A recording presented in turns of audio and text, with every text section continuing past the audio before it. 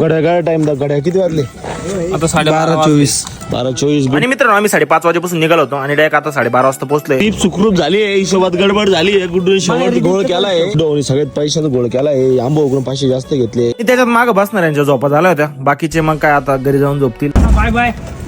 चलो मग काय मित्रांनो दुसऱ्या दिवशी उठून सकाळी निघालो होतो कॉलेजला आणि थंडीमुळे सूर्य पण गेला वाटतं गाठून. आणि मित्रांनो सकाळचा वेळ असा असतो की कोणीच थांबायला तयार नसतं, प्रत्येक जण आपल्या आपल्या कामासाठी निघायला राहतात. आणि मित्रांनो तुम्ही आमच्या मनोर रेल्वे स्टेशनला आले कधी पण स्टेशनच्या बाहेर गर्दी दिसेल तुम्हाला. आणि थंडीमुळे हायवे रोड पण होऊन गेला एकदम थंड आणि आमच्या मनमाडची ट्रॉफिक कधी जाम नसतं. मग काय मित्रांनो आरमला पोहोचत तर ऊन पडून गेलं होतं आणि ट्रक अचानक रस्त्यात का बरं उभी होती काय माहिती. मग काय आज होता आमच्या कॉलेजला प्रोग्राम संपला, ऑफिस निघाला. इकडे बैलगाडी पण आज 10-20च्या स्पीडने जोरात पळत होती.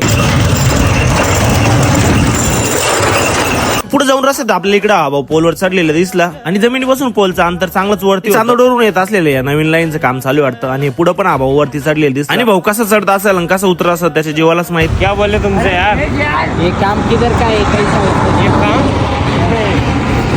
लाईट का काम आहे ना, किती जा रे यही पे खरं बसलेलं चांदोड मनमाड रस्त्याचं आता काम पूर्णपणे होत आलेलं आहे. मित्रांनो हा रस्ता असा होता की मनमाडहून शिंगवेला यायला इतका वेळ लागत नाही, इतका या रस्त्यातून जायला लागायचं. काय नंतर मनमाडला पोहोचलो तिकडे एवढी मोठी पाण्याची टाकी कुठे घेऊन चालली होती काय माहिती. आणि इकडे एका गाडीवालीने दुसऱ्या गाडीवाला दिलं ठोकून.